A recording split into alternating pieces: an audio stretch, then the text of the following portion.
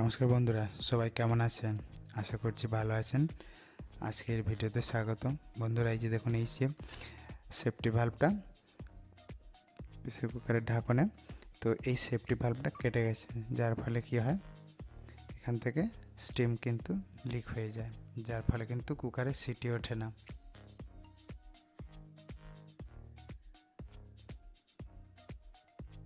হ্যাঁ, এইভাবে বক প্লাস দিয়ে খুলে নেবেন।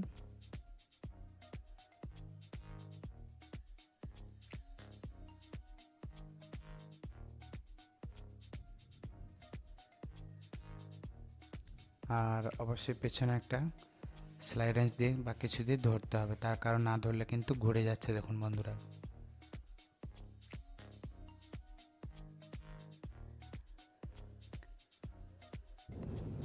এবার আমি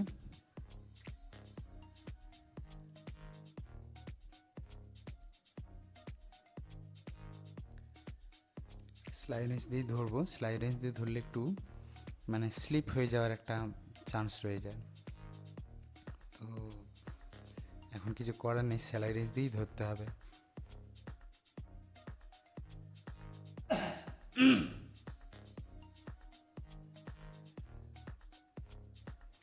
হ্যাঁ, এবারে বক প্লাস দিয়ে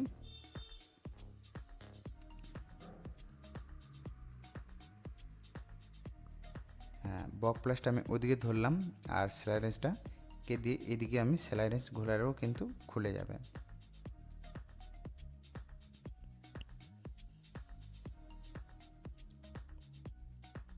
হ্যাঁ, দেখুন ঘুরে যাচ্ছে। এবারে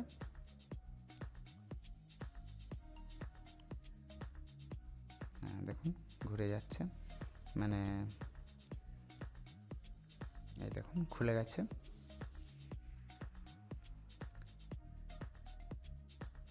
হ্যাঁ, এটা নতুন ডান সাইডে, আর বাম হাতেরটা খারাপ, নষ্ট হয়ে যাওয়া বা খারাপ হয়ে যায় সেফটি ভাল্বটা। তো নতুন সেফটি ভাল্ব কীভাবে লাগাতে হয় বন্ধুরা দেখে নিন। মেন যে সেফটি ভাল্বটা, আর সবসময় কিন্তু ওয়াশারটা আছে কিনা দেখে নিতে হবে।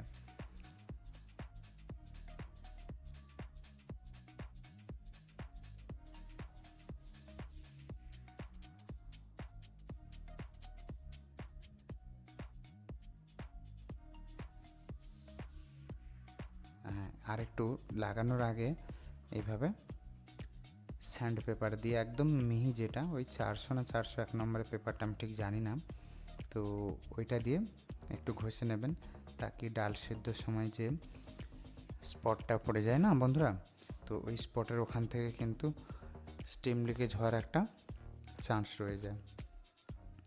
তো সেই জন্য একটু সিরিজ পেপার দিয়ে ঘষে নিলে ওটা একদম স্মুথ এবং সমান হয়ে যাবে, আর কিন্তু স্টিম লিকেজ হয়ে যাওয়ার কোনো ভয় থাকে না বা চান্স থাকে না।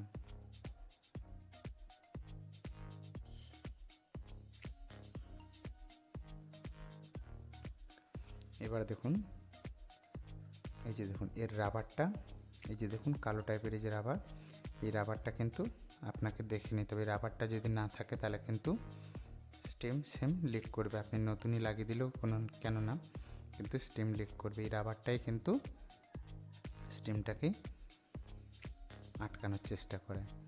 আর বন্ধুরা, অবশ্যই উল্টো লাগালে কিন্তু আপনার স্টিম লিকেজ করবে, অর্থাৎ এই নাটটা কিন্তু বাইরের দিকেই থাকবে, আর ওই রাবারের দিকটা কিন্তু ভেতরের দিকে থাকবে।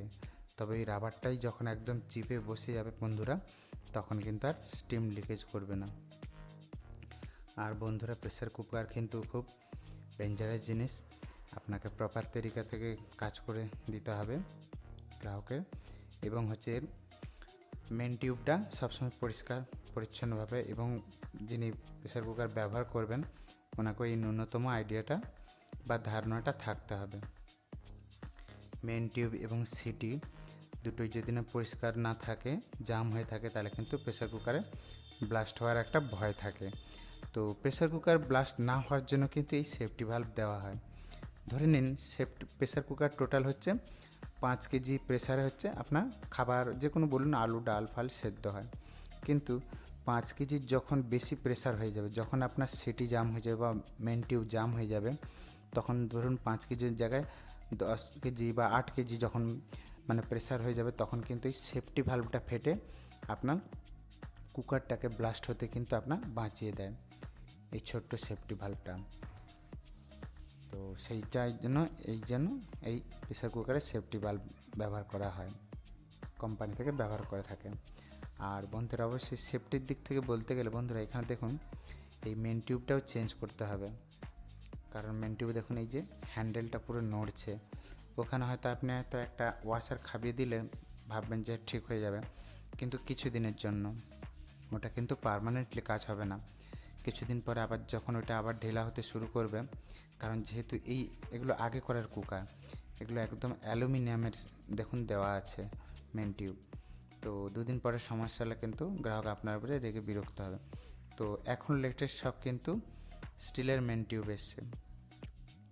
তো স্টিল মেশানো মেন টিউব লাগিয়ে দিলে আপনার দীর্ঘদিনে কিন্তু আর এই সমস্যাটা থাকবে না।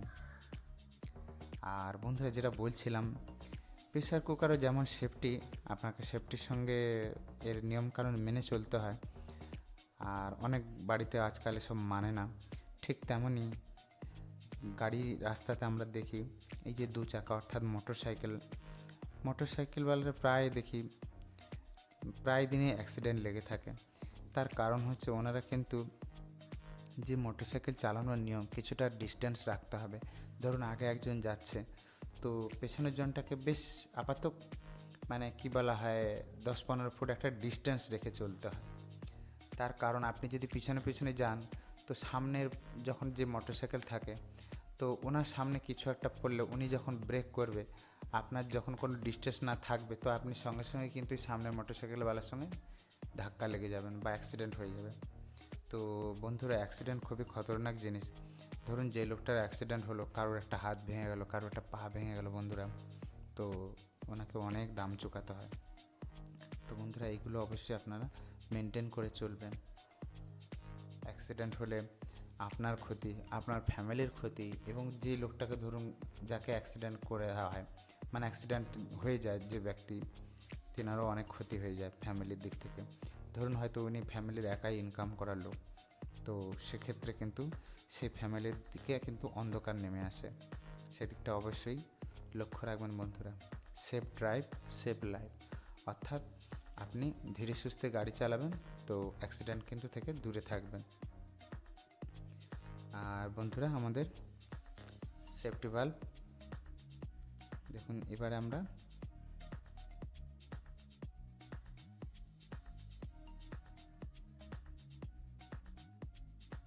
এই যে হ্যান্ডেল লাগার যে ব্র্যাকেটটা, এই ব্র্যাকেটটাও কিন্তু পরিষ্কার করে নিতে হবে।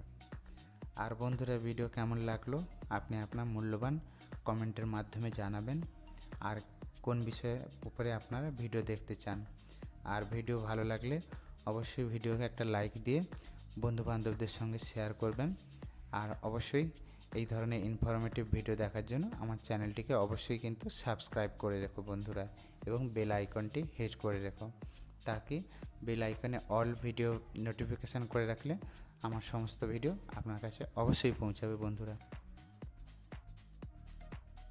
হ্যাঁ, তো আমরা হ্যান্ডেল লাগার ব্র্যাকেটটা আমরা পরিষ্কার করে নিলাম, সাথে উপরটা একটু ঘষে মেজে পরিষ্কার করে নিতে হবে।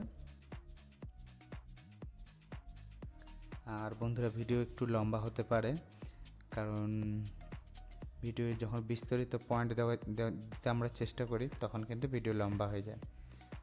আর স্কিপ তো করে দেখলে বন্ধুরা অনেক সময় গুরুত্বপূর্ণ পার্ট দেখুন, এই মেন টিউবটা এইভাবে লাগাবেন। হ্যাঁ, এই দিকে দেখুন ব্র্যাকেটের বাইরের দিকে, ব্র্যাকেটটা থাকবে নিচে, চাপার এই যে শিরাটা গেছে, এই শিরার উপরে ব্র্যাকেটটা লাগবে দেখুন এইভাবে।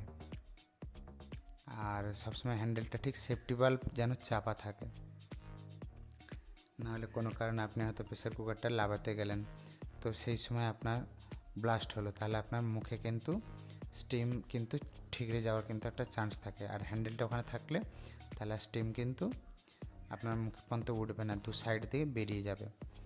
হ্যাঁ, এইভাবে তারপরে আমরা এই রিং রেঞ্চের মাধ্যমে কিন্তু মেন টিউবের এই ওয়াশার মানে নাটগুলোকে টাইট করতে হবে। তার কারণ এগুলো কিন্তু অ্যালুমিনিয়াম মিশ্রিত, এই বেশি লোড নিতে পারে না। আপনি ডাল রেঞ্চে যদি টাইট ফাইট করেন তাহলে স্লিপ ফ্লিপ খেয়ে গোল হয়ে যায়, ভয় থাকে। আর এটা রাবার, এই রাবারটা দেখুন এইভাবে আমি যেভাবে লাগাচ্ছি 2 আঙুলের মধ্যেখানে টেনে এটাকে বসাতে হয়। আপনি গোল করে কিন্তু নিচে বসিয়ে দিলে কিন্তু এক প্রপার তরিকাছে কিন্তু আপনার রাবার লাগে না। থ্যাংক ইউ বন্ধুরা ভিডিওটা দেখার জন্য। আর সবাই ভালো থাকবেন, সুস্থ থাকবেন।